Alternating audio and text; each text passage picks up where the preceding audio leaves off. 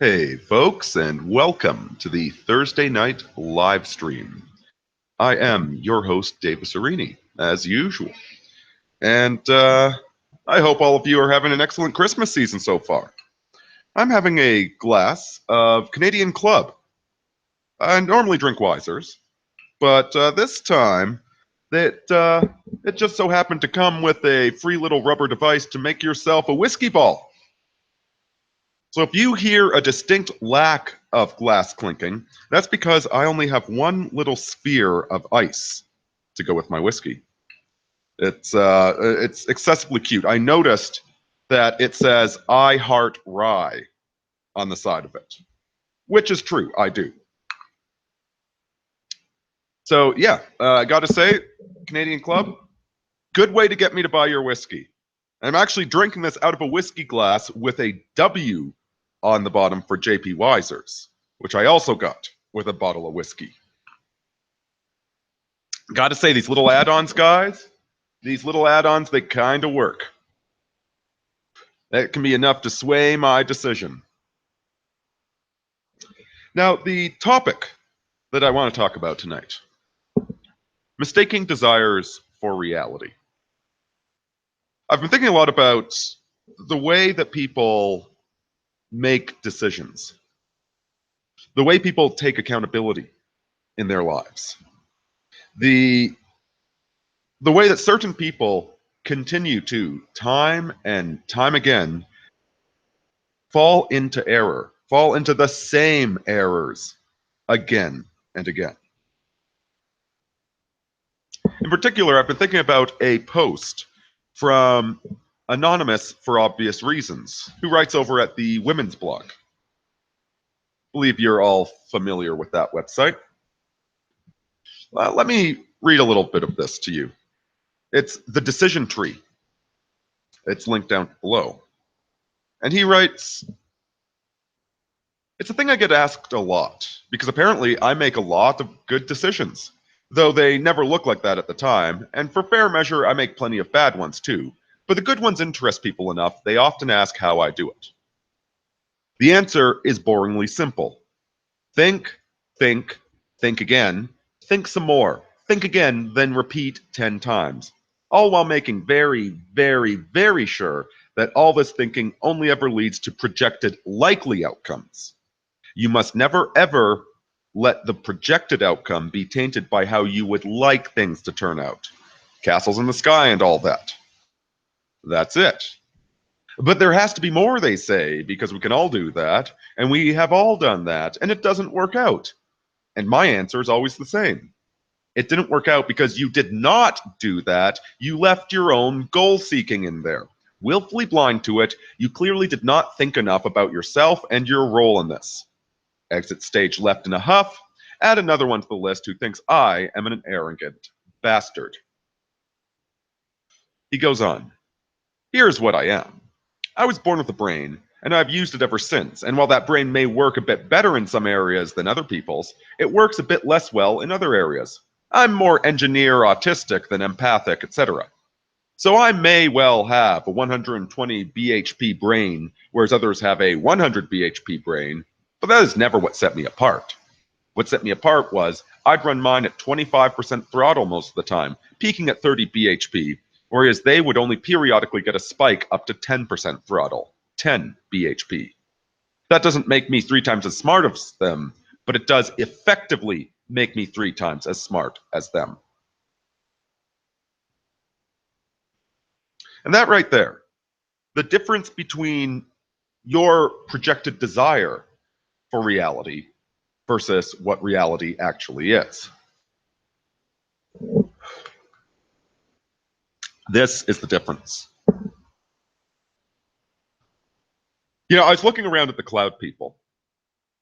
The cloud people running around their office towers, driving brand new leased cars, paying far too much money for a condo in a building that has a very nice facade, but the condo they can afford is just a little coffin. A coffin they never invite anybody over to either. as if there's some sort of audience standing outside and applauding them each time they go home. The cloud people, who don't look at the steps when they go up the stairs. You see, every set of stairs has been designed that each step is exactly 6 inches above the previous one. No uneven terrain. If there's a wet spot, there will be a big yellow sign to draw their attention to it. No challenges. Nothing ever trips them up. See, for the life of the cloud person, every projected outcome, every desired outcome becomes true.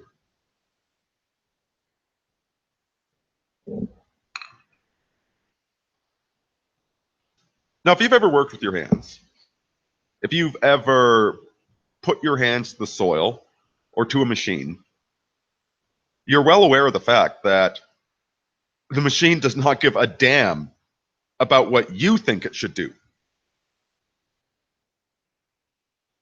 How many first-time mechanics have you seen who they followed the steps, they did it all by the book, and at the end, their car won't start, and they have an absolute conniption.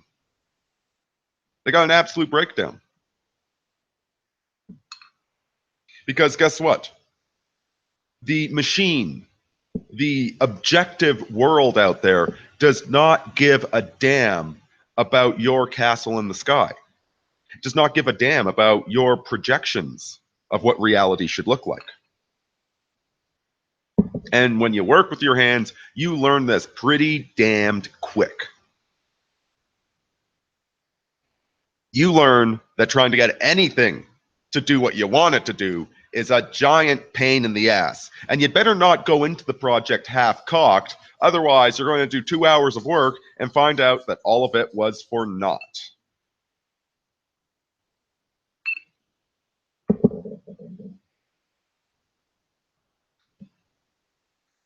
Yeah, like this should seem like a fairly obvious thing. It's fairly obvious when you lay it down. When you're considering a course of action, write down everything that could go right and everything that could go wrong, everything that could potentially happen. And ask yourself, what are the probabilities there?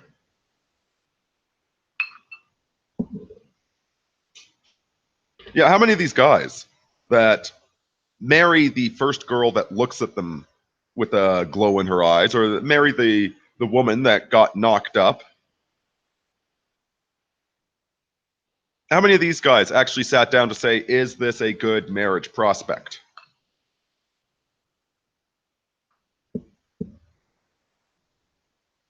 So that's the thing about the cloud people. The cloud people just expect everything to work.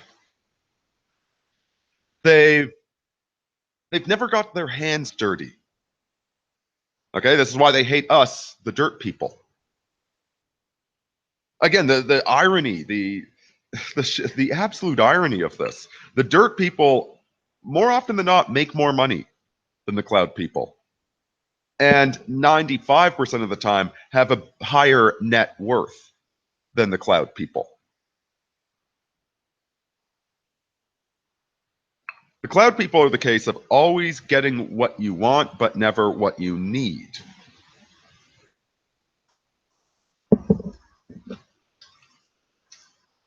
And if you think about it, isn't this the core of what's wrong with social justice warriors?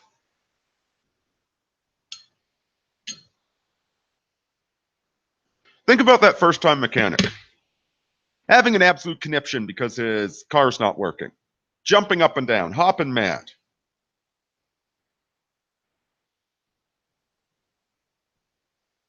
Ain't that the exact same thing you see out of social justice warriors? They imagined reality was going to be a certain way, and it didn't turn out that way.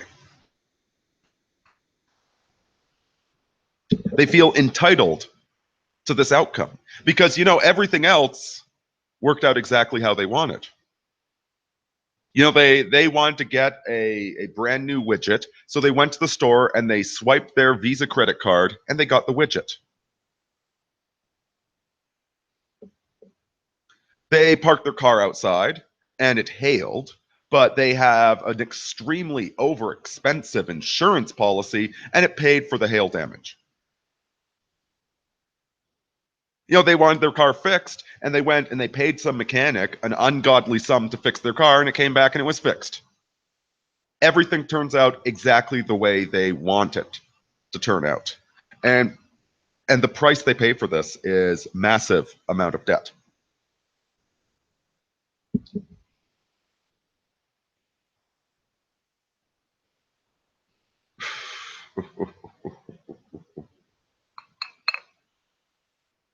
So I'm just reading some of your comments about close misses, and Lord knows, like we've all mistaken our desired outcome for reality. We've all done that 1,000 times. We've all done that. Okay, the difference is that we sit back. When you fix the car, but the car's not fixed, you sit back. It's a bit depressing. It's a little bit emotionally trying at times, honestly. Like when you've put several hours into working on your car, and you have to drive to work the next morning, so this fucker had better work, and you're bleeding from the knuckles, and it doesn't work.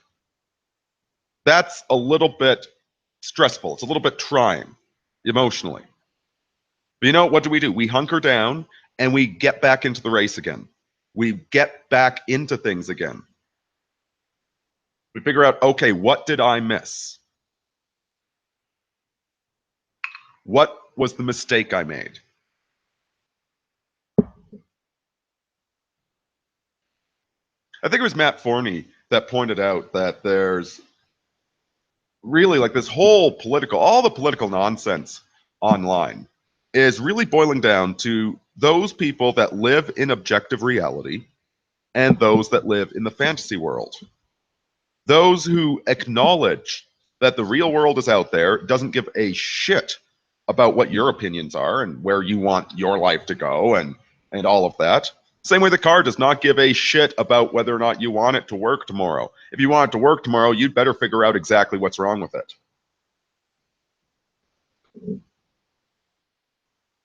And those that live in the fantasy world.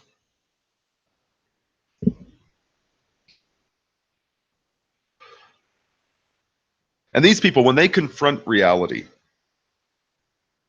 when reality does not agree with their fantasies, they have absolute meltdowns, absolute tirades.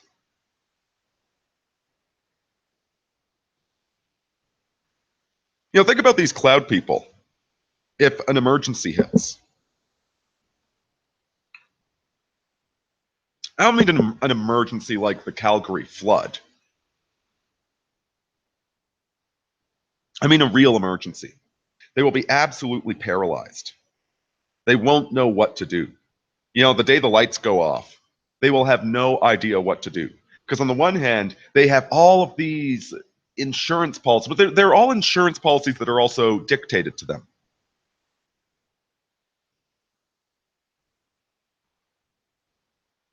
Like that hail damage insurance policy.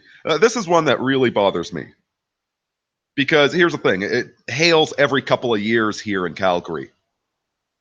So at best, you're going to be breaking even with the hail damage insurance policy. Like it's going to cost you more money in the long run to have the insurance than to pay to fix the damn hail damage when it actually does hail.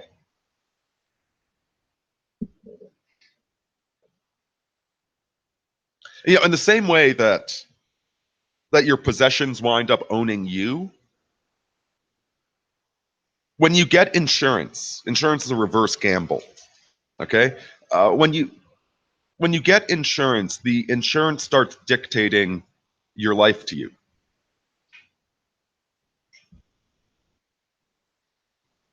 If you've hedged every single bet, then there's no potential for profit. There's no risk. You are just as trapped by these hedges as you are protected. You're locked in a panic room.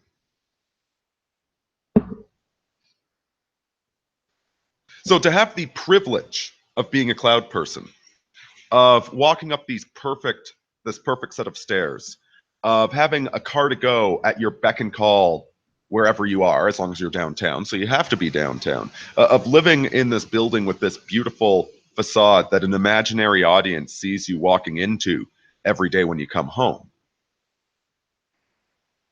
The cost of being a cloud person is perfect obsequiousness, because the cloud people are all living in this dream. They're living in their castle in the sky, and you cannot pierce the bubble of anybody around you. This is why they ignore the dirt people when the dirt people show up in their environment. They just can't acknowledge that those people exist.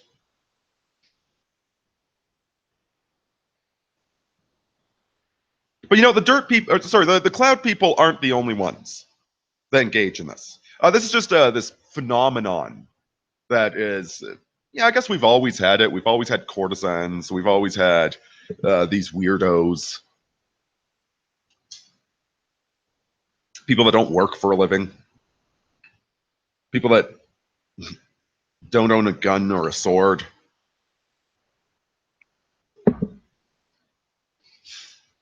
But they're not the only stupid people out there.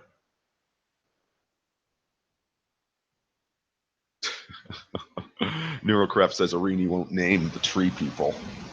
Hey, the tree people did nothing wrong, you know, and 6 gorillion of them got murdered, so don't criticize the tree people.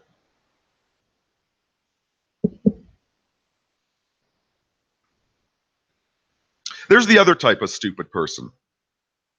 And, well, you know, we've all had our run-ins with the cloud people, and they're just kind of, they're just in their soy-induced, you know, birth control in the water supply, low T feminist dream. Like, they're kind of, they're asleep. All right, they're dreaming. They're just dreaming their way through life. You know, it's that scene in Fight Club where he's buying all the IKEA furniture. You know, if I just get that cute little end table shaped like the yin yang symbol. They're asleep. But there's the other type of person that lives, they live in their desired result future world. This is the other type of stupid that you run into.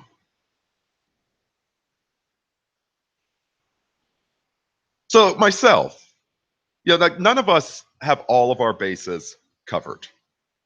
Okay, I'm rebuilding my finances right now and taking care of a few different things, and you know, getting on top of this, getting on top of that, bulwarking against this potential threat there.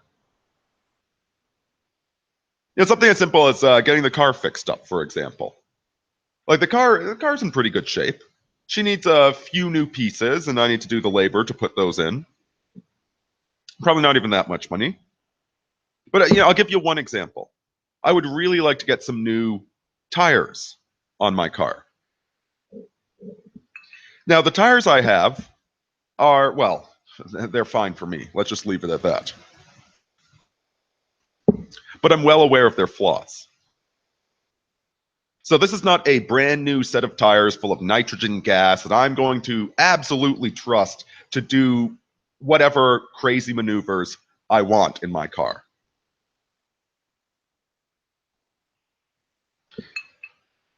I don't think they're going to go all, Laura Loomer on me. But you know what? They could.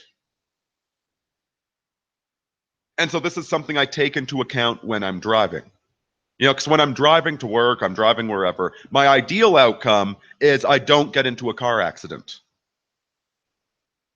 But I don't mistake that ideal outcome for the objective reality. The objective reality is that I'd really like to get some new tires, and especially if it snows again. And if it does snow on these particular tires, I am not going to be pulling whatever maneuver I feel like at the time, because I will not be confident that the tires can handle it. So that's the thing. I've talked before about how if like the nice thing about the construction site is if you just keep your eyes open, pay attention to what's going on. You know, eavesdrop a little bit when the bosses are speaking, just so you kind of get a sense of what's going on with the project as a whole. You pay attention to all this stuff. You keep your eyes open, scanning around. That gets noticed. But here's the other side of it. This is where you don't mistake what you want to be true for objective reality. You keep your eyes scanning all the time. You keep it in your mind, everything that could go wrong. You know, I have these eventualities covered. Yeah, I got the first aid kit, and that will deal with all this. And oh, okay, good. I've got this in case I get a sucking chest wound. All right. I don't have a sling. I don't have something. I don't have a what do you call those? Where you carry a person? I don't have one of those, etc. I don't have all my bases covered, but I'm aware of which ones are covered and which ones aren't.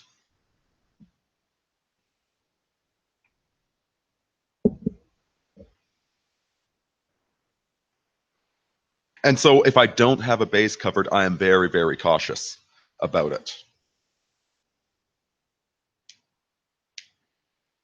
And see, this is the other type of stupid. You know, you'll have the stupid person who, you know, here's a great example. How many times have you seen this? You've seen the stupid person, they buy a new car that looks really pretty, and so they decide the smart thing to do is to go pretend that they're a character in the Fast and the Furious, and they whip around some corners and wind up damaging their car. Because they didn't have a car from the Fast and the Furious. It looks like a car from the Fast and the Furious because it has a new paint job, but guess what? It's a Toyota Tercel. If you go driving a Toyota Tercel like you stole it, especially if it's an older one, you're going to do some damage to it. So you took this car that you got for a really good price. You know, maybe you got it for like $2,000. All right, that's a damn good price. You got a damn good vehicle for $2,000, but now you're treating it like it's a brand new sports car, and guess what? Now you've broken it.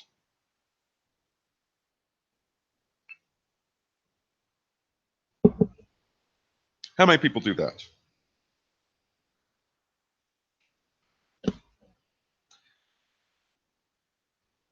How many people let their delusion of what their life is wind up ruining the reality?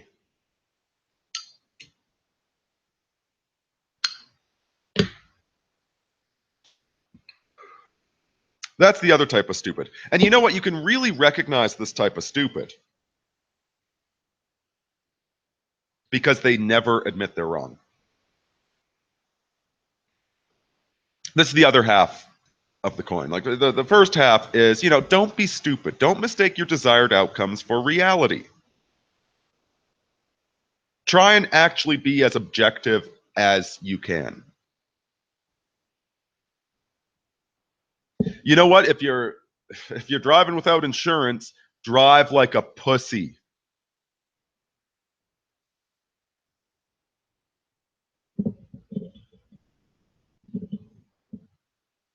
But the other half of it is when you do fuck up, when you do mistake what you think reality is, what you want reality to be, for what reality actually is, when you do screw up, admit it. Show contrition.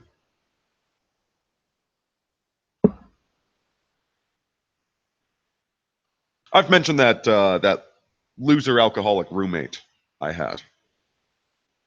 Yeah, and this guy would just endlessly screw up his own life.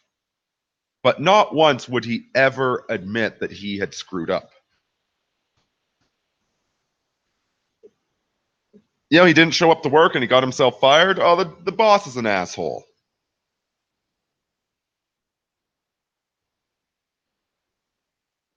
He wound up screwing up his own car. Oh, well, then fuck that. It's a shitty car.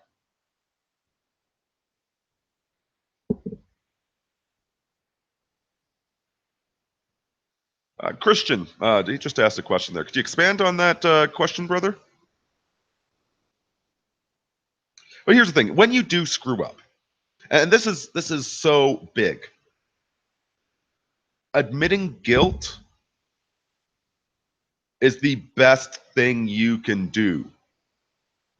Like when you have screwed something up, if you admit that you screwed it up, things will usually go easier on you.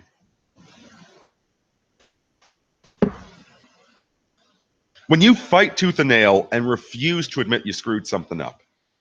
Yeah, and like there's the obvious case where if you refuse to admit that you screwed up when you were fixing your car, and now you try and drive your car when something's not right with it, you break it even worse. That's the obvious example. But just as on a metaphysical level, okay, there is a little bit of give and take with the universe as a whole. And if you keep insisting that, no, I did nothing wrong, you know, it's like an elastic band that comes back and smacks you right in the ass. Yeah, I've seen so many people that when they screw something up, they just fight and fight and fight to refuse to admit that they screwed something up. When if they just admit, yeah, you know what, I shit the bed on this one. And, you know, I guess I deserve the stick, but could you please be merciful?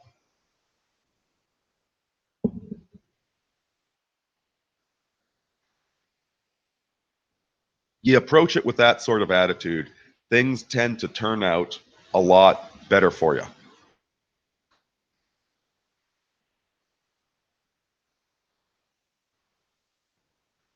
Okay, so Christian says, you know, if you find yourself playing the I'm a movie star in real life, how do you bring yourself back to reality and realize that maybe I'm not all that? You know, like this is one of the things that you really get with modern culture. In fact, I was writing about this. I'm doing that analysis of On War by Karl von Clausewitz. The first post is finished editing it. It's going up on Monday. And you know, in that first post, one of the things he's talking about, I liken it to the action movie hero, where Clausewitz is explaining that war is always like move, then pause, then reassess, and then like all this messy, messy reality. That's never perfect. And for some reason, all these Hollywood movies, they keep depicting this perfect action hero. Right? You got Arnold Schwarzenegger with the unending chain of ammunition, you know, just shooting all the guys while firing from the hip. Or you know, if it's not Schwarzenegger, you've got the Bride killing the crazy 88. You know, getting into a giant sword fight with 88 guys and not suffering a single wound during it.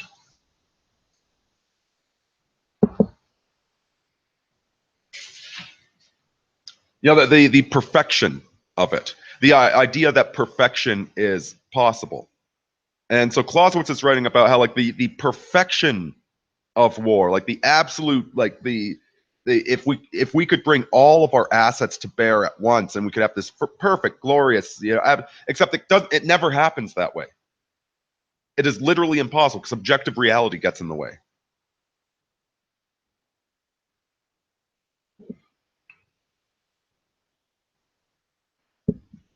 That's the thing with Hollywood movies. I'm talking about this from the military, the combat aspect, but it's also movies in general. That movies are just, they are too perfect, too distilled, too idealized.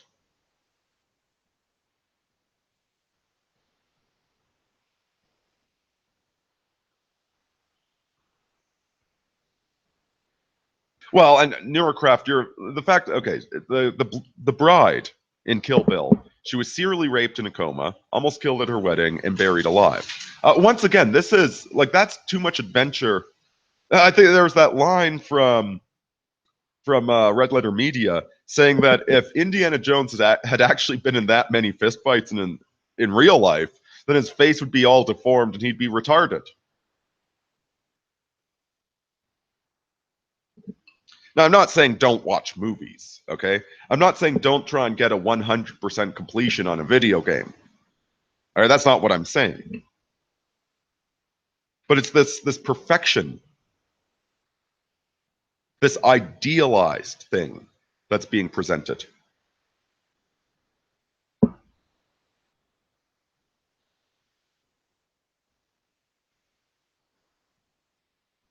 It's that narcissistic core that you have to the nature of film, to the way we think of ourselves these days.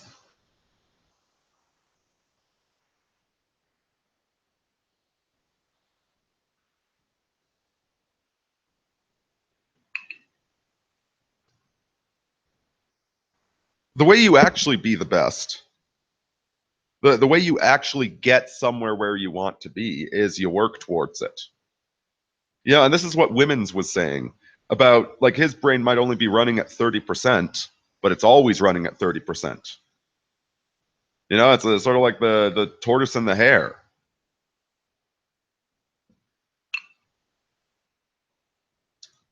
You know, if the hare might run fast occasionally, but the rest of the time he's sleeping. Consistency of effort.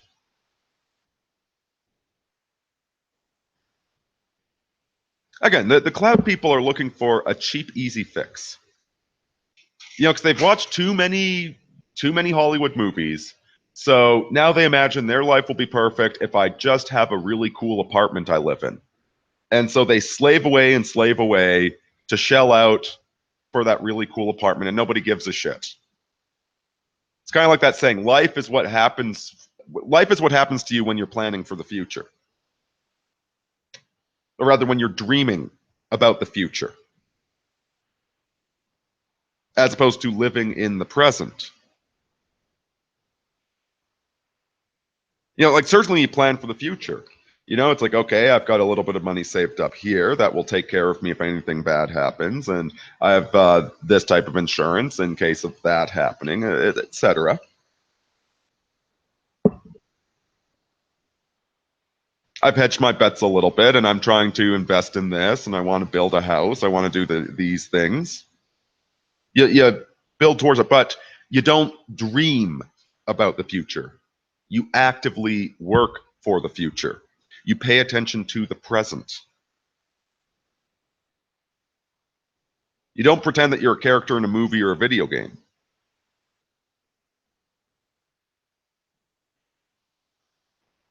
And yes, as Trevor pointed out, minimalism.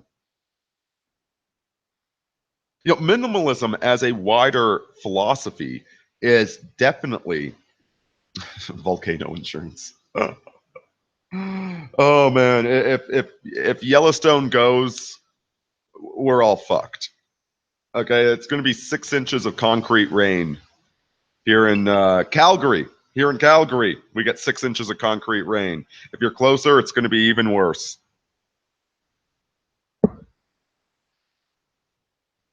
But yeah, minimalism as a wider philosophy. You know, one of the things I really don't like about modern cars is how overly complex they are, how unnecessarily complex they are. I like things straightforward and simple with as few moving parts as possible. Now, obviously, computers have a ton of moving parts, but even when you do have a ton of moving parts, okay, let's try and simplify them. You know, like, take the car, for example. You've got the alternator on the side of the car. Alternator's its own device. It's bolted to the side, held onto the engine with a rubber strap. Alternator breaks. Okay, replace the alternator. Compartmentalization and minimalism. Have as little nonsense in your life as possible. Like, what do I have? I have 3 bills every month: rent, cell phone, internet, and that's it. As few moving parts as possible. Keep your life simple and straightforward, and you're less likely to get blindsided.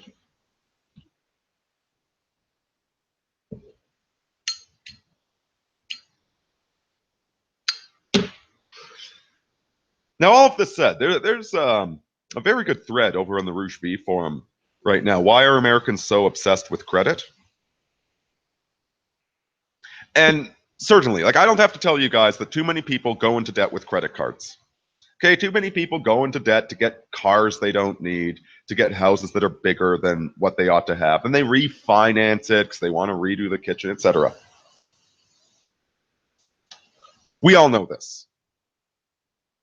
Now, that said, one thing I've been considering is that the whole credit game is something I've been avoiding too much in my life. And it's a good thread because the sort of guys on the Rouge V forum, they know all this stuff. And those that do play the credit game are playing it very, very flat, very intelligently.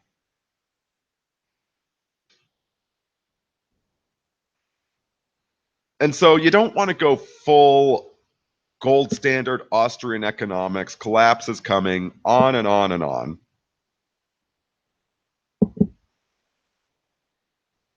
You have some silver saved up in a desk drawer somewhere. But it doesn't mean that you should only have silver.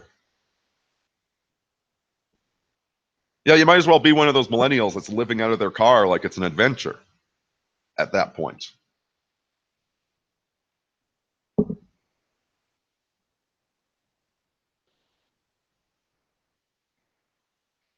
You know, Christian is asking, what are some tips on not playing the video game character?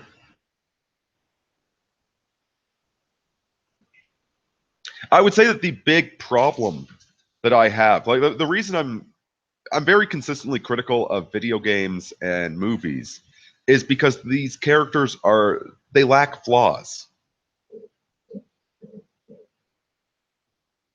They're a little bit too idealized.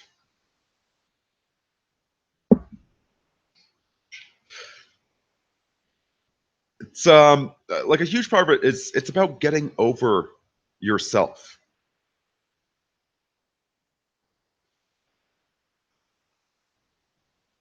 And you know, this is coming from a guy that wears a paladinic trench coat anytime I'm not working. So, you know, take it for what it's worth. But I mean, like, obviously, like, have some style, man. Have fun. You know, you've got this beautiful body that you were given. You know, make the most of it. But don't get too wrapped up into, like, have fun with other people or just with yourself. You know, like, I'm just live streaming right now. I'm wearing a pair of nice jeans, and I'm wearing my very, very cool Return of King's ugly Christmas sweater.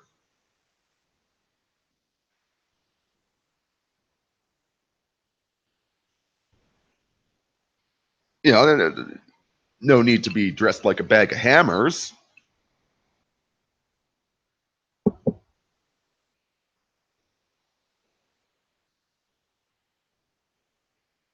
Okay, so oh god, everybody's talking about the millennial Yule stream. You know what, guy? I don't even want to know.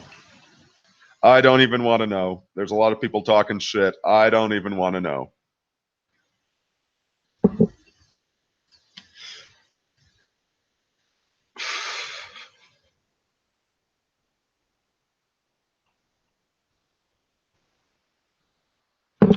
Tell you what, folks, I usually have a little bit more planned for the Thursday live stream, but you know what? When I have a long day at work, it kind of kicks my ass. And I just noticed we might have Luke in for some visuals. It'd be great to have a little bit of backup because like that's all. That's basically what I got to say about like being smart. Being smart is not that difficult. Okay, like honest to God. And I can say this because I'm a very, very smart person. I've made some very stupid choices in my life.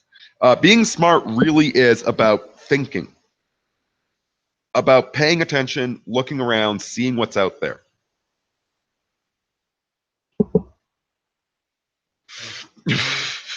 Somer says the ROK Ugly Christmas sweater looks like testosterone vomited on it. Oh yeah, we haven't shit on Tots yet.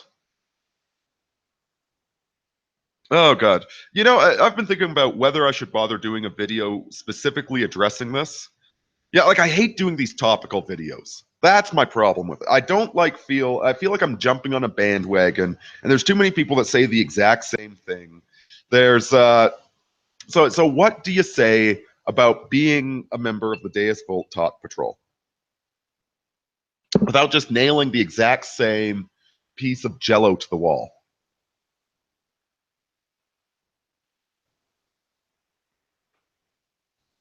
Actually, here's what I'll tell you about it. I was thinking about pornography recently, and how if you actually look at pornography, you know, if you ask a man who's in favor of, he thinks porn and prostitution are just absolutely wonderful, you say to him, "Okay, buddy, so would you be okay with your daughter going into that?"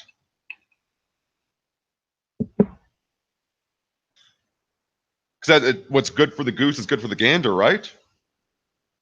If it's okay for this little girl to grow into a harlot, is it good for your little girl?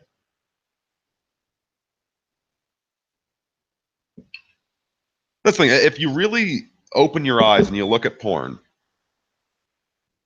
you're forced into one of two positions. Now, the first is the sadistic position, where you recognize that these foolish young women are getting manipulated and abused, and you just have contempt for them. You enjoy the fact that they're being degraded. The other the other view is that they're strong, empowered women making their own decisions, who are very wise in the ways of the world. That this 22-year-old woman totally knows what she's doing and is making great life choices.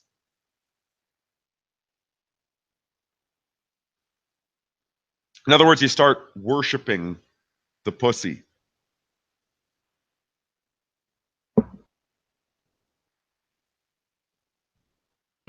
Yeah, I don't remember where I saw this. I was watching some cam horror stream where, like, it had the comment section in the video, and how do you say sycophant as a transitive? Sycophancy?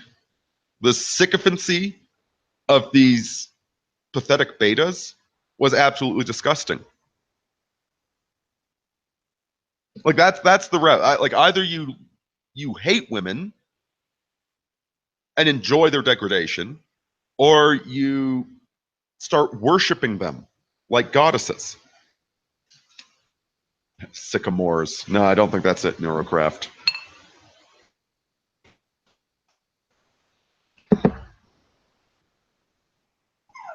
The thing is, a 20-year-old woman is in a terrible place to make decisions about her life. For one thing, she is 20 years old and she's an idiot. But also, she's 20 years old and hot. And hot women have the world handed to them on a platter. And every 20-year-old woman is hot. Unless she has destroyed herself through massive obesity and through, tattoos and piercings and purple hair. Pretty much every 20-year-old woman is hot. And if you're a 20-year-old guy and you don't agree with that, just wait till you're 35. And it's like, oh, that's just ridiculous. Get out of here. It's ridiculous. Go away.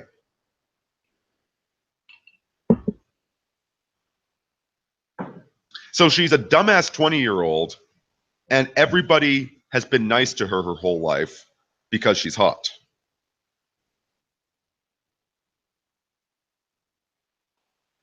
She is going to be the worst decision maker in the world.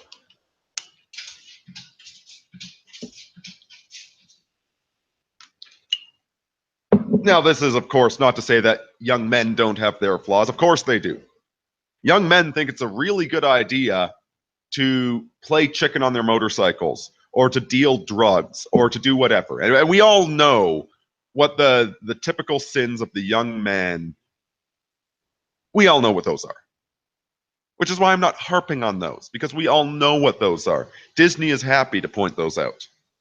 But Disney loves to pretend that Ma Rae Sue in the new Star Wars movie is completely wise in the ways of the world, has everything figured out by her early 20s. No, they really don't. Young women desperately need guidance in finding a mate. Not just in finding a mate, but in wielding their sexual power wisely. Because a woman that does not wield her sexual power wisely becomes a porn star. Or even worse, she becomes an alt-tot, a trad-tot.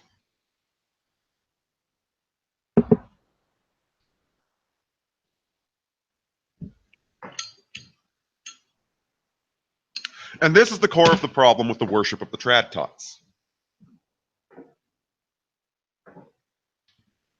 The trad-tots, oh, and we got Artistic Layman here. Shoot, I should have clicked over to you earlier, brother. Thank you for joining. Hey, hello, Davis. How's your evening been? Not too bad, actually. Not too bad, despite the long day at work.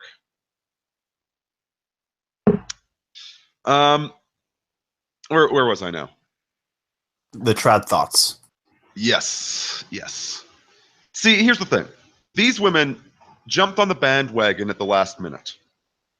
All right, just as it was getting popular. Or maybe not the last minute. They're the early adopters, rather. But they jumped on the bandwagon. You know, the feminism is saturated. It's a saturated market. There's a market for being a trad tot. So they show up here. They show off their tits. Is that Lauren Southern that you just put up? It's Tommy Lauren. Okay, Tommy Lauren. Like what? All these girls, like they all look exactly the same to me. Okay, like they look like porn stars because they are porn stars, and all of these guys in the alt-right that have never actually they never graduated through the manosphere. They never learned what women actually are. Okay, like they've got the Madonna whore split in their brain. So all the girls that shot them down and went for the black guys are whores, but there's this beautiful Aryan Madonna somewhere. No, there isn't. All women are both the Madonna and the whore. Like that's the key to understanding women. You need to cut the Gordian knot. Women are both the Madonna and the whore. And you need to love both of those. Yeah, they all have the 10,000 cock stare. And that's the thing. So like what you wind up having is all of these guys in the alt-right turning into giant white knights that are no different than the porn addict that admires porn stars for how wise in the ways of the world they are.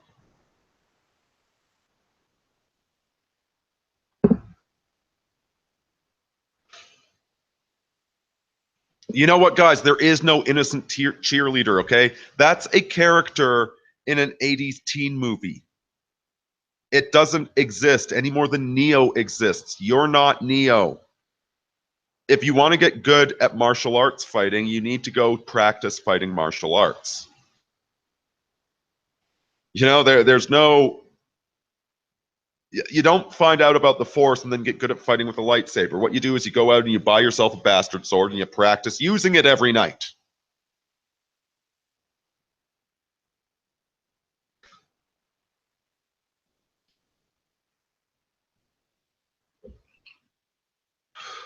That's reality. That's objective reality.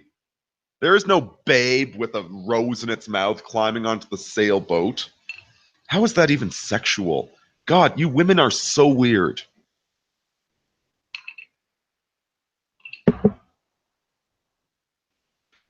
Honestly, a pig with a rose in its mouth, what's it going to do to that woman? Have you ever seen a pig's penis, Luke?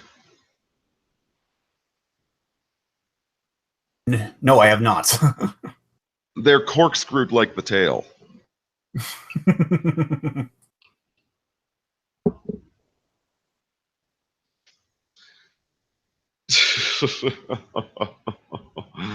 Oh, Somer says if I wear my sunglasses, then I become Morpheus. Yeah, like how ridiculous were those what's the word for it? The pince-nez sunglasses that Morpheus had, where they had no, like, he's going to be doing backflips and kung fu while wearing a pair of sunglasses that there's just a little spring pinching his nose to hold them on. There we go. Pince-nez, it's French. Of course the French would invent something that impractical.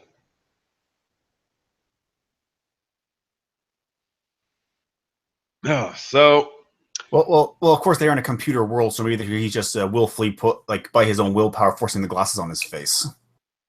yeah, like in reality, he's like a guy that hasn't showered in 3 days, wearing track pants, but in his online avatar, he's Mr. Cool with impossible sunglasses. Which is actually the inspiration for that new CGI movie coming out, Player One Ready. Every character is an avatar trying to defend the digital world or something. I haven't read the plot. Trying to defend their narcissistic selves. Bingo. Oh god, we're all turning into cloud people. Well, and this is the thing that I've been noticing way too much with the alt-right, is that there is so much of this cosplaying at the core of it. So much of this taking like what I want reality to be. I want this imaginary white ethnic. Not that we didn't have a much stronger civilization and culture, 50 years ago or 200 years ago. Yeah, I'll be the first one to point that out. But it's, God, there are these Voyager episodes where they had some sort of imaginary Irish village that was, actually, wait, no, a better example of this. So I decided to replay Dragon Age Origins. And good lord, that game is so incredibly paused. That game is, like, what the hell happened to fantasy?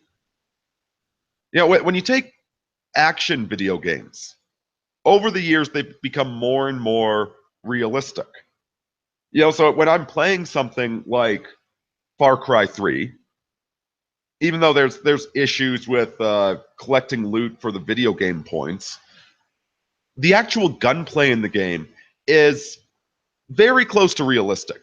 It's close enough that I can suspend disbelief. Like, obviously, it's still a video game. There's like health packs don't exist. Like, I'm working with a broken rib right now, okay? So guess what? There's no fucking health pack for my broken rib. I just have to take acetaminophen until the rib heals itself. That's it. There's the accepted departures from reality. But generally speaking, it's very realistic, okay? Like the ammunition, it fits. Fairly realistic game. But fantasy games have more and more morphed into a Renaissance festival.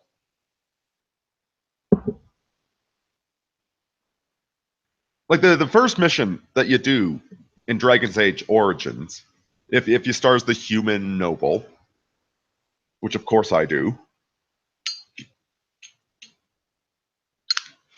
your castle is being invaded by a traitor.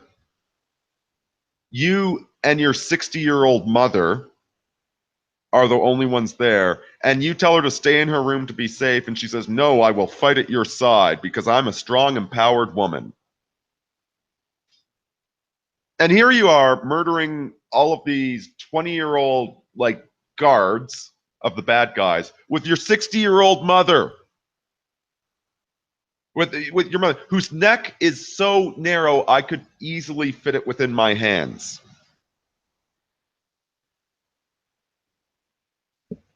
And the new Dragon Age games they've gone completely overboard with the tranny characters and all this horse shit. But honestly, even it's like I was going to play because of course I bought my sweet new bastard sword.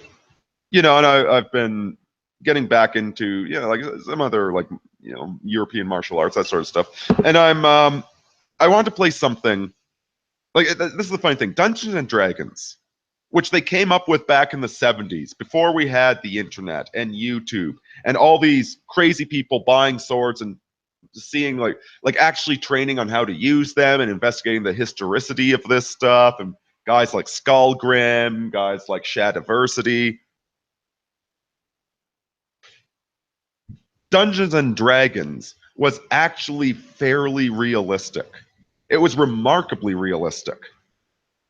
Like just like if you go through the side, like they came up with all of these numbers, right? So how big is the city?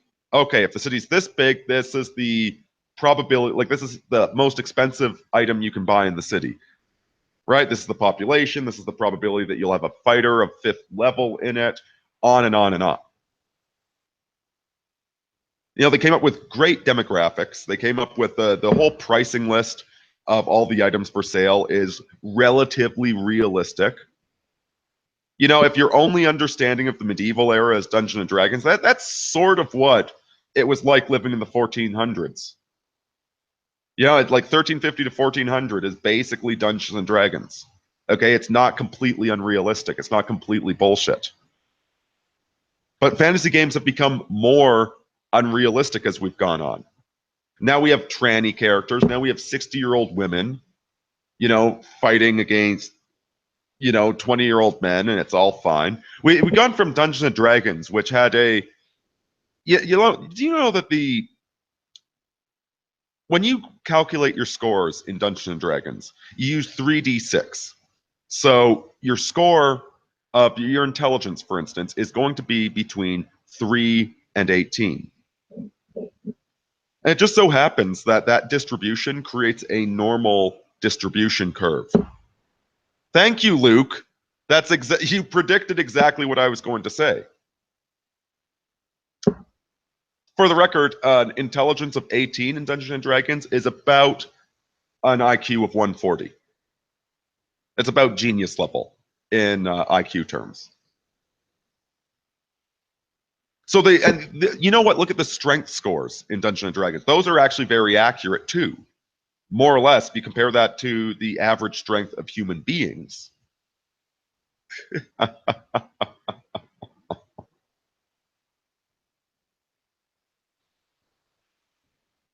Dungeons and Dragons is, aside from the hit point system, which has always bothered me, is remarkably realistic.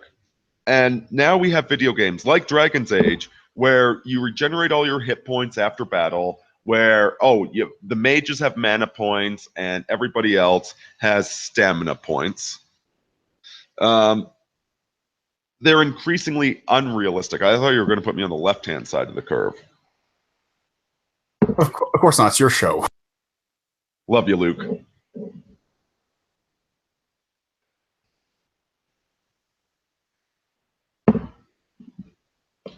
And also, yeah, the sword fighting in it is just absolutely ridiculous.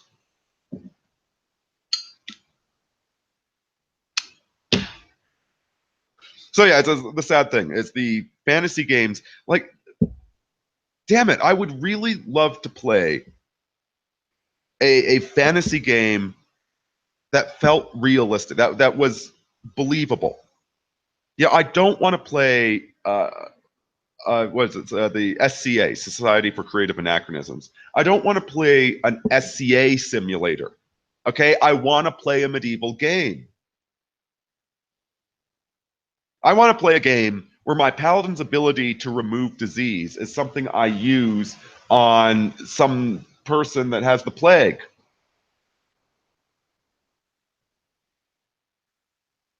Not some game where everybody's equal and all the fucking peasants go to university and work at coffee shops and et cetera, et cetera, et cetera.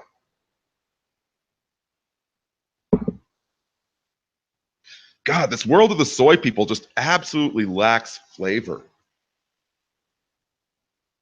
I meant to say cloud people, but the soy people. No flavor, no spice. Everything is generic. And speaking about generic things, Luke, have you had a chance to see the new Star Wars yet? I'm deciding to not see it. Thank you. Thank you. Good Lord. I've been reading the reviews over on the Rouge Beef forum, and guys, guess what? It's crap. Even the supposed twist ending where the dark side is sided with. Oh, I didn't read that. Like, I was reading these analyses. Apparently, that, like, the big bad Snope, or whatever his name is, apparently there's, like, he just dies, and there's no explanation as to who he... It doesn't matter. People have been coming up with all these bullshit fan theories, and the fan theories are way more interesting than the reality.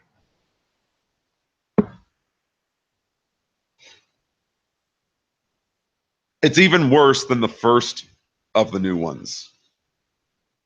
Is what I like. At least the first of the new ones was a nostalgia trip.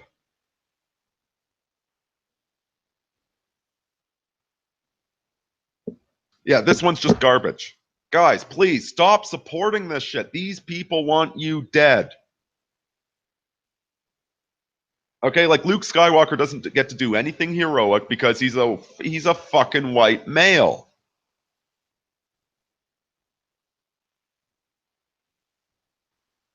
I'll be honest, I still haven't spent the time to watch the one from last year. The Farce and Gorges or whatever it's called. I haven't watched that one yet because why the fuck would I?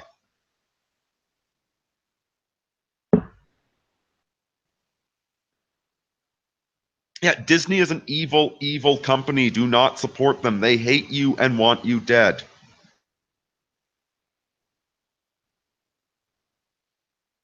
I mean, like, really just can't say that enough times. They hate you. They want you dead.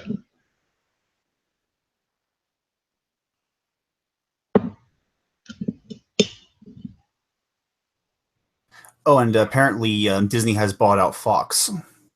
Oh, yes, that's the new thing. They've bought Fox as well.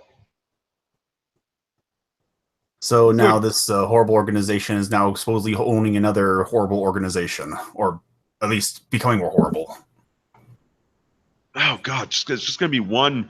Like soon enough, you're gonna have to like strap your television directly to your face. And wasn't it true that Disney was actually saying that they will not play this new movie unless they will only play this in the IMAX theaters, or else they will not do business with the movie theaters, or some sort of like blackmail arrangement? Oh, that's a fairly common one. I don't know. I haven't heard about it, but I don't even know. I haven't been to a movie theater in since that was with my ex that I miss at times. Interstellar was the last one I saw in theater. Honestly, I just can't stand it because the people in theaters are so incredibly stupid. Yeah, it's like those are the last people I want to go see a movie with. Especially with their 3-year-old children. Oh, God.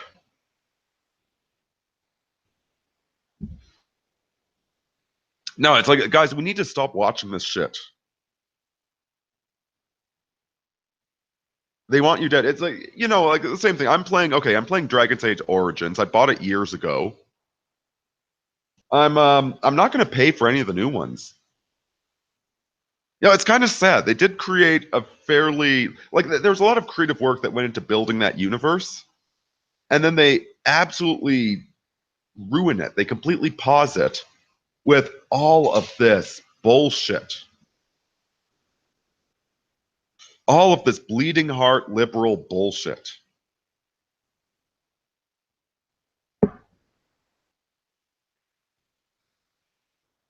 Oh, Sylvie mentions that she wasn't allowed TV growing up. Mine was heavily restricted, honestly, which is probably for the better overall. And this is something I even noticed back when I was 13 or 10 or whatever. We'd go to the grandparents' cabin, and at first we'd miss TV, but within a few days we were used to not having television, and we were having a lot more fun than being brain dead and staring at the fucking television all the time. Yeah, I noticed this even as a kid. There is something way too addictive about it. And I don't know, maybe it was that observation when I was a kid that, yeah, I still watched TV. Of course, I was still addicted to TV. But even, during my teenage years, I'd try and avoid television. And I've never owned one since then. Not that I don't watch the occasional thing online. I like what Andrew Breitbart said about what he can't stand about television, and especially in the age of the internet. He can't control it. He wants to go down to the menu and delete the laugh track. Ooh. I don't know how anybody watches The Big Bang Theory. I really don't.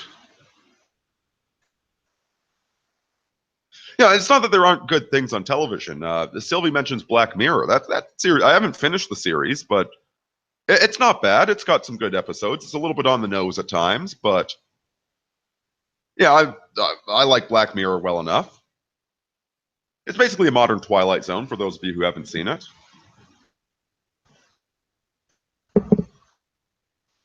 But just the endless programming of the whole damn thing.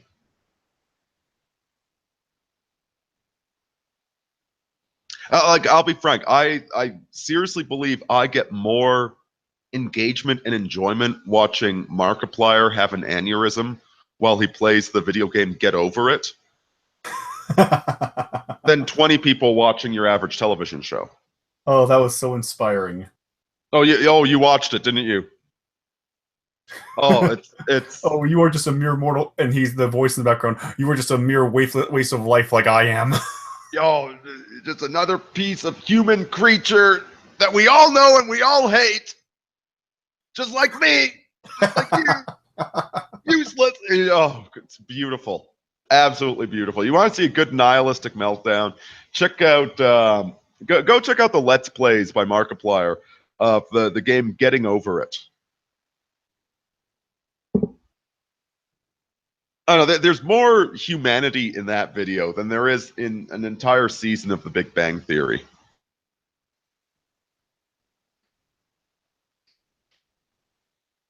Yeah, and I don't care what anybody says. I fucking love Markiplier. All right, like, is he a bit of a dork sometimes with his charity? Yes, he is. He is. But you know what? Markiplier's just he's a genuine guy who's making these funny fucking videos, and he's got the cool dog. Like, it's funny. He's having a complete like conniption, and his dog's just trying to wag his tail, like worried that dad is so upset about it. Doesn't know why dad's upset. Just trying to take care of dad.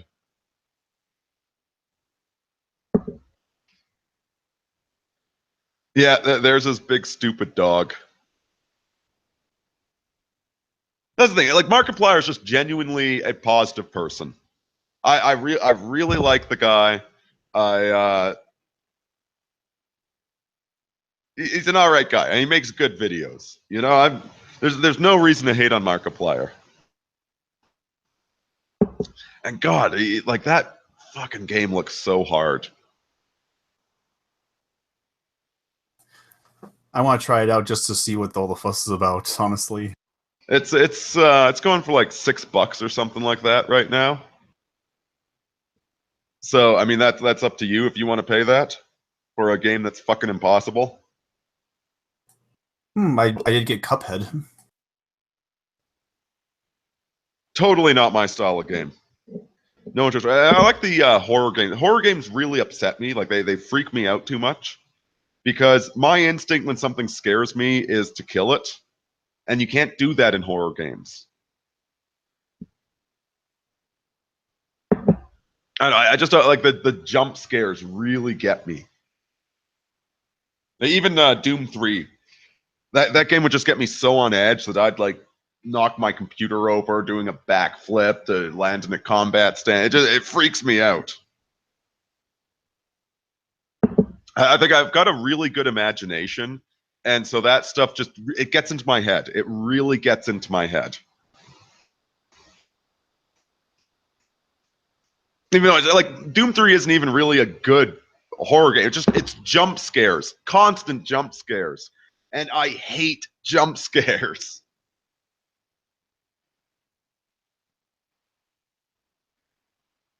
So yeah, I appreciate, like, I love horror. Okay, but I can't do the horror video games.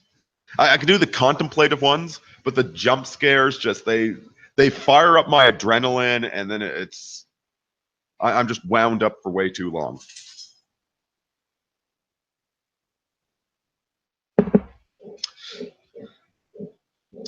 So, like other media coming out, I've been hearing mixed reviews of The Punisher. I might check that out at some point. I don't have a lot of time lately. Like folks, I just for the record, I worked 10.5 hours today, which is why the live stream was a little bit delayed. And most of the rest of the time, I'm just working on, trying to read stuff that's worth reading. Like, oh, wait, Max, we know. I think my roommate's coming home, or go the dog all worked up. Yeah, trying to read stuff worth reading, trying to, work out, train in my spare time whenever I can, clean the house, all that stuff. Trying to work on, writing stuff, to like organizing my thoughts. It's been an interesting 6 months. It really has, because it was about 6 months ago that I kind of took a step back. So the whole thing was just getting too stupid. The trad tots running around, and the alt-right just completely blowing its load before she'd even taken her panties off. We got I still don't know what to think about Trump. I still don't know. A4 is of the opinion that he's a bullshitter.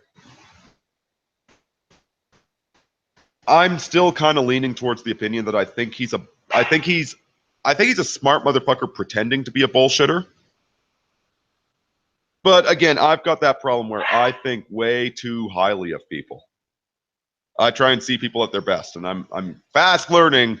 People, if you see people at their worst, that's generally the true person. You expect the worst of people, you won't be disappointed.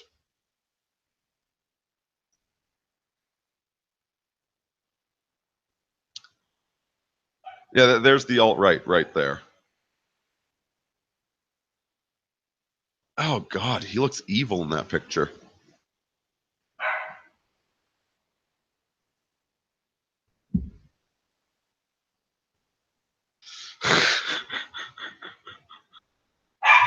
Oh, Luke, you are a cynical bastard.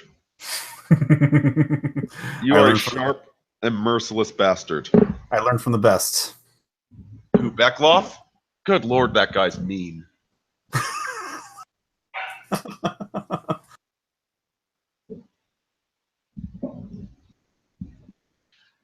So it'll be really interesting to see where 2018 goes.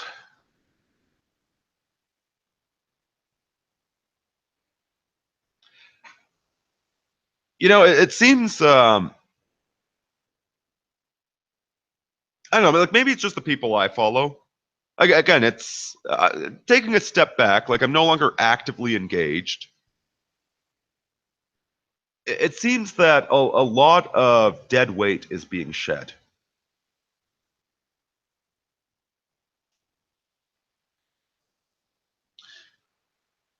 And the question is, like, who wants to, well, what is the program, and who wants to step up and deal with the program? Who actually wants to get engaged on pulling this shit together, and who wants to sit around on the fucking internet whining and bitching and theorizing and pontificating all day long? I was reminded of a little quote. I don't know where this quote came from, but I think I sure heard from someone. Everybody wants to make history, but nobody wants to write it down. Keep covering me, Luke. I'm getting ice. Yeah, it is kind of sad that it's also I've also noticed it's kind of annoying that I can never enjoy a hero in the internet anymore. Like like years ago, before Richard Spencer went crazy, was him. Jared Taylor's still somewhere in the areas, but then Jordan Peterson has negative light shown on him. There's no there are no heroes out there, and it's a kind of I mean, I guess it's a realization that we can't have heroes, that we really have to be our own heroes, and with the Lord Jesus Christ as our guide. But it is kind of annoying that there's no one you can rely on. There's no one to trust in, like in a worldly context. But I guess that's part of growing up, I suppose.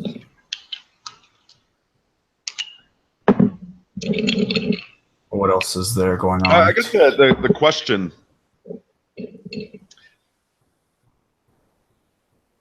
What are you expecting out of the heroes?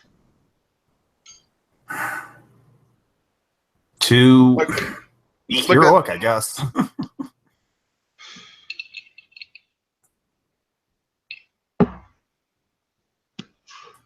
The problem is that these,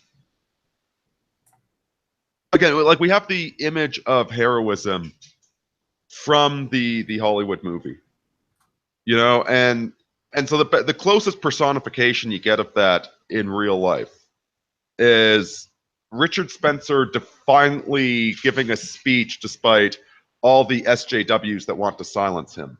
It's a fucking political cartoon in a photograph.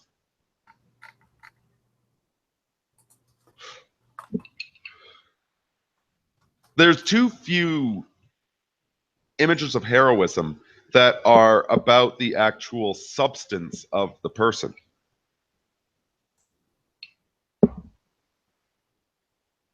Exactly. Like this is something I've been thinking. There's a painting I'd like you to pull up. What is it? Painting.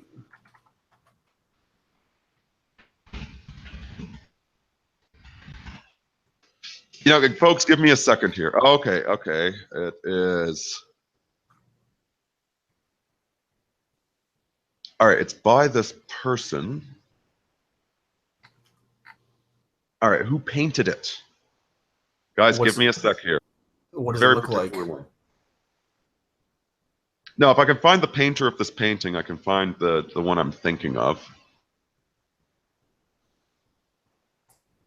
Well, speaking of painting, Go ahead. Speaking of painting, I saw this movie called Your Beloved Van Gogh, which was literally an animated feature where every single frame was hand painted. Like seriously, they went through the entire it's kind of like Walking Dreams, where they had retro animation, but they actually hand painted the scenes. So I saw the making of it, really frame upon frame, studio upon studio, people making all these canvas paintings, and it was truly a sight to behold. And it illustrates the idea that Van Gogh didn't necessarily kill himself, but was a depressed person who just wanted to just take responsibility for something so he could just move on with his life, end his life. All right, so I haven't found the painting I'm looking for, but this one is close enough. Sending it to you right now, Luke. All right. And I want to make a point about this. If you compare this to the Marvel superheroes,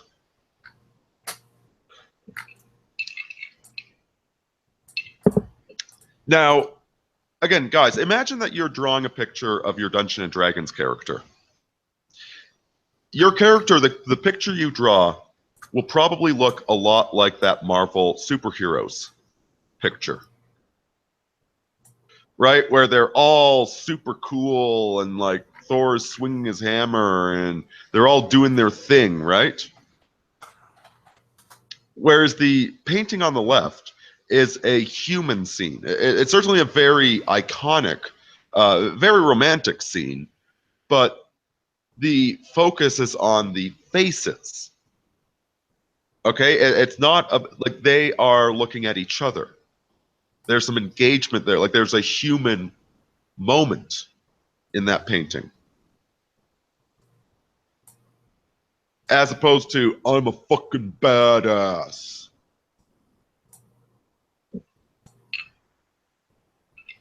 Now, I don't want to like completely endorse this painting, okay? There's some issues with the Romantic period.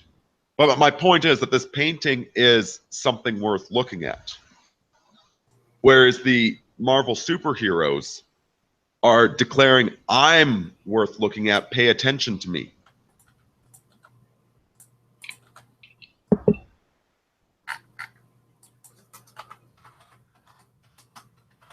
Yeah, and this is something I noticed about myself because like Beckloff we were talking about doing a D&D game, and I was sketching out like my character, and I realized just how incredibly egoistic that character was looking, how incredibly narcissistic. It's like, here's my fucking avatar, as opposed to here's my character.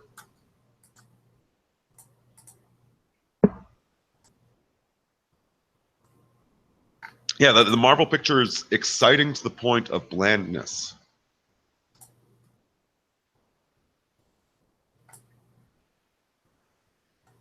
Again, this picture right here, it's a very iconic picture. Knight in shining armor, damsel in white.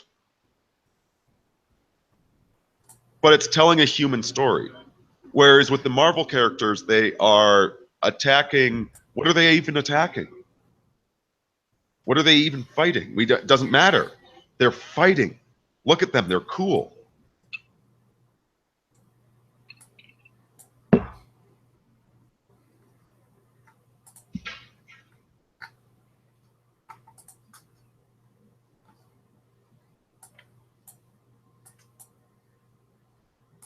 So yeah, there's this lack of narrative. This lack of catharsis. Lack of depth. Again, more and more of our modern entertainment is about living in that ideal, like this ridiculous perfection. Again, it's like the cloud person walking home to their beautiful apartment building to go sleep in a closet so they can wake up before the sun rises tomorrow and go back to their job so they can afford the closet that they live in. Just because it has a really cool outside. And some imaginary person is seeing the comic book of them walking into it's like Spider Jerusalem walking into his really cool apartment building is like one of the panels. And they imagine themselves walking into their apartment building and somebody is reading this panel.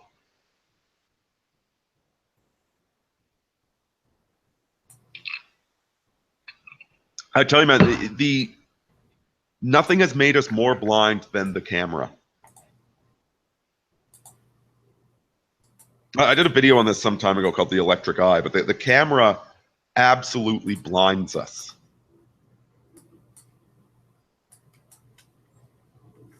Oh, yeah, Beckloff sent this to me earlier. I don't get it. There's a heart on his shirt, so what?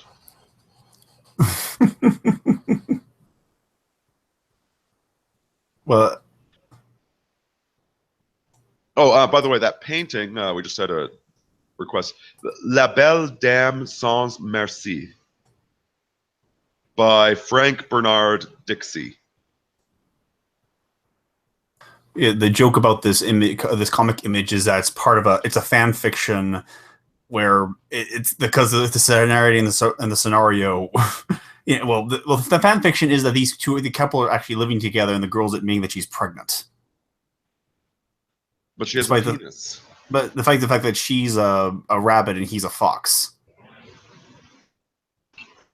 And the joke is you have to look at there's something horribly implied by the image in the last panel. But without context, it's up to your imagination.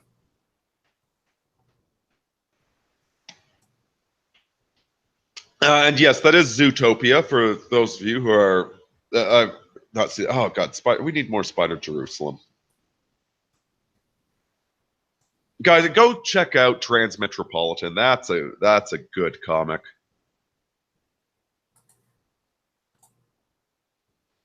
Yeah, I've been teasing narratives around in my head lately, and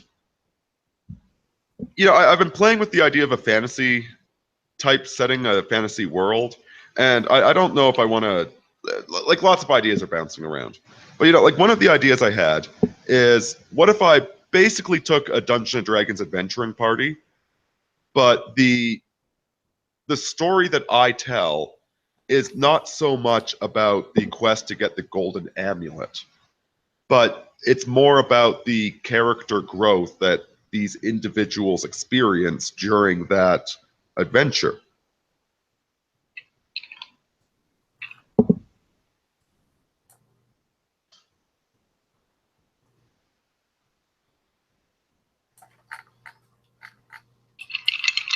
That seems like an interesting idea to me. That seems like something worth doing.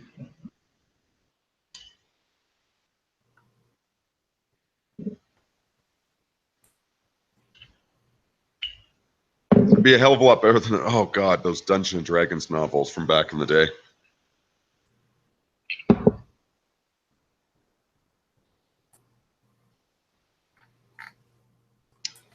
So yeah, that's what's been on my mind. And the last bit of kind of like common or what's the word, like up to date news, common events, current events. Vox Day has just released a new book through Castalia House called The Last Closet: The Dark Side of Avalon, about the pedophile abuse going on within the science fiction community. I might be buying this book and reading it this weekend. And a particular note, an honest conservative had a post pointing out, how does it get this rampant? Speculating about the deep state involvement of all of this.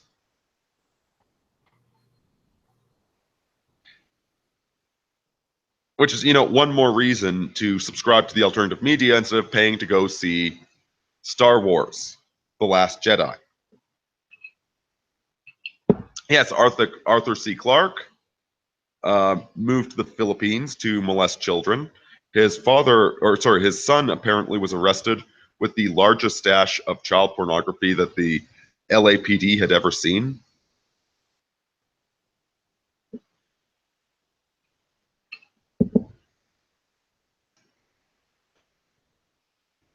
It's quite odd, isn't it?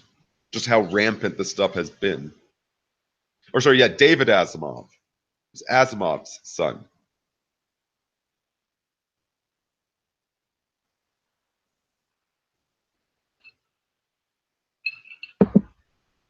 It's just the thing, like this whole pedophilia scare, like actual pedophiles are extremely rare. Maybe not by the feminist definition where all of us for looking at a picture of a 17-year-old, we're all creeps, da-da-da.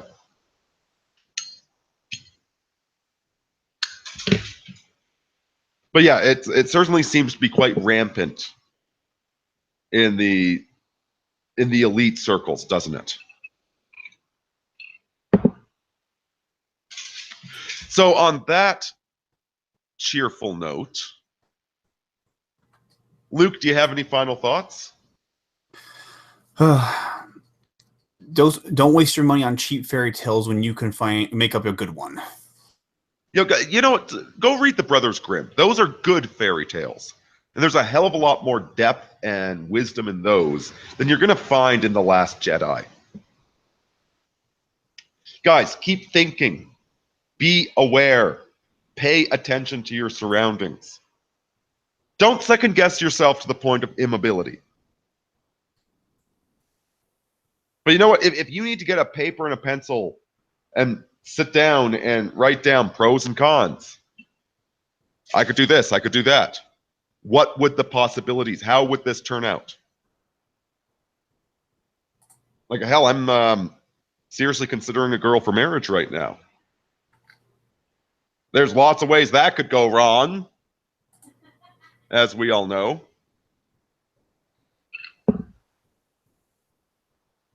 Just be aware of the threats out there. Respond accordingly. Deus Volt, folks. Thanks for listening. Thank you very much to all my backers on Patreon, which, by the way, Patreon has rolled back that they were making some unpopular billing decisions. They've backed off from that. So good news. But yes, thank you to all my backers on Patreon. God bless all of you who think I'm worth listening to. You guys have a great night. A Merry Christmas. We will see you Sunday. This is Aurini out.